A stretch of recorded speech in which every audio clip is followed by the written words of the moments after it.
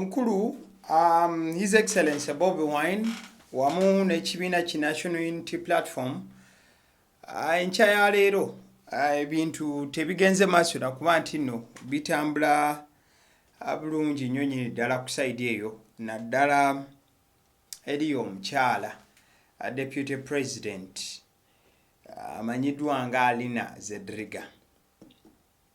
Oluvannyuma lw'okuba nti nno yagenze maaso n'okuba nga afiirwa omutabani mu buufu obufaananako bwe butyo. Omukyala oyo kimanyi abantu abagoberera ensonga abagoberera His Excellency Bobi Wine, at the same time abagoberera ekibiina ki National Unity Platform People Power n'ensonga ezigwa mu kkowe eryo mulina okuba nti nno mumumanyi straight away.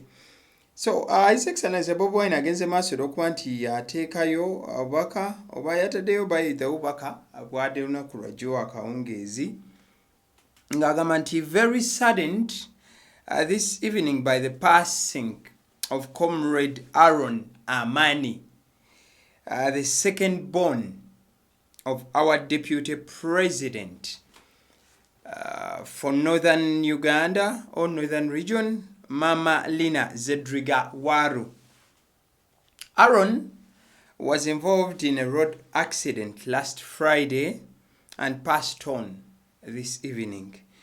We just checked on Mama Zedriga and we are amazed by her strength in the face of this tragedy. May Aaron's soul rest in eternal peace. His Excellency Bobi Wine agenda maaso n'okuba nga annyonnyola nti akawungeezi bagenze maaso n'okuba nti nno bakubwa enkikwe olw'okufa kwa Aaron Amani. Aaron Amani y'abadde second born oba omwana ow'okubiri ow'omukyala Deputy President w'ekibiina ki National Unity Platform mu mambuka g'eggwanga Uganda. Omukulu oyo Aaron Amani abadde mutabani w'omukyala ono wabula yagenze maaso n'okuba nti yava mu bulamu obw'ensi eno. Entabo yagenze maaso n'okuba nti eva ke kabenje akagenda maaso n'okuba nti nno katuukawo gye buvuddeko. In fact akabenje ako katuukawo Friday ya wiiki eyo gye tugenze maaso n'okuba nti nno tukuba amabega wabula ate omukulu Aaron Amani tasobodde kuba nti yakimeekinga n'agenda maaso n'okuba nti yava mu bulamu obw'ensi eno. His Excellency Bobi Wine agenda maaso n'okuba nga annyonnyola nti omukyala oyo Mama Lina Zedriga Waru bwe bagenze maaso n'okuba nti no bamukeberako yalaze nti wadde embeera gy'ayitamu yakasambattuko era yakazigiziga ebitenkanika mugumu ekigenze ewala. So Bobi Wine agamba nti omwoyo gw'omugenzi Aaron Mukama agulamuze ekisa mu buufu obufaananako bwe butyo. So ebintu si biwoomu ennaku zino National Unity Platform badde ensonga tezigenda maaso nakuba nti no zitambula bulungi okuva lwokuba nti nejjuuzi wano bagenze maaso n'okuba nti bafiirwa omukulu abadde akolera security ya gate ku National Unity Platform Kabogo naye yakagenda maaso n'okuba nti no aziikibwa gye buvuddeko ate oluvannyuma enjege endala negenda maaso n'okuba nti ebagwamu Deputy President omukyala Alina Zedriga n'afiirwa omutabani. Kale tusaba omwoyo gw'omugenzi Mukama agulamuze ekisa. Bwe tuba nga tuvuddeyo eyo then bwe tukomawoko ene side ewaffe mu entertainment waliwo akayimba akamanyiddwa nga Hozambe. Akayimba ako kagenze maaso n'okuba nti no kakola rounds.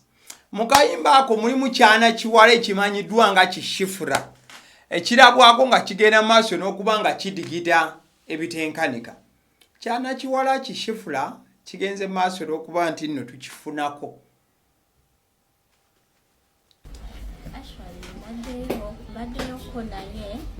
Kizibu ekiwa lost my phone. Sesimu yange baginzibako. Nyendera nga sina simu nga temusaa kunfuna kubanga Mwala ono agenda maaso n'okunnyonnyola n'agamba nti vidiyo ya Shifura Hozambe bwe yagigenda mu mbeera ya kyewuunyo nnyo oyinza okugamba nti teyali ngenderere mbuufu obumu oba obulala. Kale nali ngenda ke Kawempe. I had my friend e Kawempe. so that lwanaku lumu then olwokubiri because nali nkoya side zebwayise olunaku olwokubiri that guy he called me yali atera nnyo kumpita maaso ani ozambe nampita maaso nangamba maaso nyakolamuko ka video naawe naye nga kale nze samanya nti kagendagenda ku TikTok nengamba soke nenzija netukola ka video engeri gyekiri nti bangi bazze bakungiriza obukugu mwana muwala Shifura bwe yayolesa mu video yaho zambe ng'agenda maaso n'okuba nti anyenye ekyensuti mwana muwala agamba nti vibe yali egenze maaso n'okuba nti emukwata eyo yali vibe ku vibe.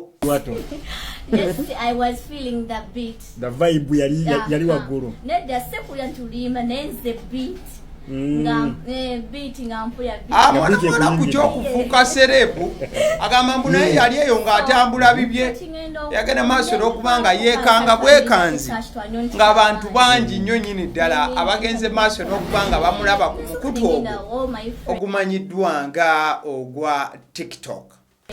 Yali DJ najja nampita nangamba nesoko jenga nkulaba ku TikTok nemugamba awabula nga womanya ebiseera ebisinga ewabeera ekirungi tewabula kibyere ewabeera ekibi tewabula kirungi mwana muwala ono agamba nti boyfriend yamunyiigira n'amugamba oli mu vibe genda kale onyenyeze bali tonyenyeza nze nga oli ku kisambi onyenya mama nonyenya nokola woteriiso ekirala ekimu ku byewuunyisa kyekyokuba nti mwana muwala ono Shifura we yamala okuba nti akola vidiyo eyo ne Hozambe mbu tebaddamu kulabagana beeraba lumu paka nakati tebaddangamu kubanga boogerezeganya.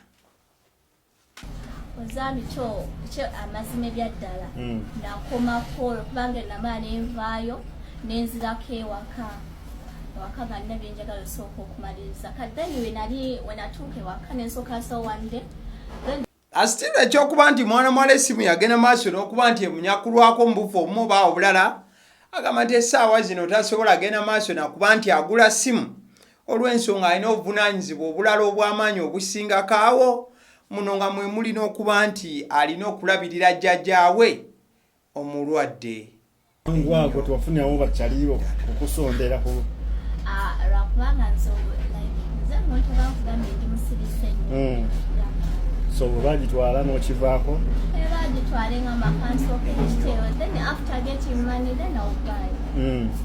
Kale simu agifuna sinakubanga era situnkyajjanjaba mukadde wange okyajjaba mukadde ate kiki maama jjajja anga ebiseera ebisinga abantu we bamanya nti omuntu waba akubye hiti afunamu kasente ne mwana muwala Shifura agamba nti ayagala mwana mulenzi Hozambe amuwe ku ssente zeyagenze maaso n'okuba nga akuba oba zeyagenze maaso n'okuba nga afuna okuva mu kayimba kano ka hit song akamanyiddwa nga Shifura bwe namusanze mu miwuula. enamba kati for me mbadde mpulaninga onafuna obudde meeting etwogere nange ampe kasente munnange siri bubi. So exactly no byebyo mukwano gwange ne Uganda gwokuba bukubi kyonna ojja kwesanga ng'ekintu kigenze maaso n'okuba nga kikwatayo. So yoyo serebu waffe omupya Shifura okuva wali mu Hozambe. By the way akayimba ako Hozambe katandika nkola ya freestyle mwana mulenzi oyo amanyiddwa nga Dista abwe yagenda maaso n'okuba nga akuba mu freestyle yebye nga Shifura akitadde ku kisambi awe bazina we bakola ki vibe ngera Shifura wagambye ng'erinnye oluvannyuma kagenda maaso n'okuba nti kafuuka ensonga ne kasala in fact ne kayingirako mu bayivu ng'awo manyi Twitter bagiyita y'abayivu nnyo ennaku ziyise zonna Twitter kekabadde kagenda maaso okuba nga kasaanikira ne TV ez'enjawulo wano ne mwana mulenzi amanyiddwa nga Modra Divairo oyagenda maaso n'okuba nga ayita mwana mulenzi amanyiddwa nga Dista namugamba Dista lwaki tetuyingira studio akayimba ne tugenda maaso n'okuba nga tukafuulira ddala oluyimba olwaddala bigende maaso n'okuba nga biva mu freestyle lwakubanga ate bangi bagamba freestyle oba esinga ate abantu ne bagamba akayimba ke bakoze akali official ke kasinga kati gosobola owandiika mu comment n'otubuulira akayimba ka freestyle ke akasookera ddala ke kasinga oba kano Mudra ke yataddemu art ne kafuuka professional ke kasinga byonna osobola ogera maaso kwange owandiika awo abasiddiyo omusunsuzi lyerinnya eryange agaliwo gwe mukutu kwe tuli genda maaso n'okuba nti yo likinga video eno ata subscribinganga genda maaso n'okuba nti okola ekyo. Thank you so much.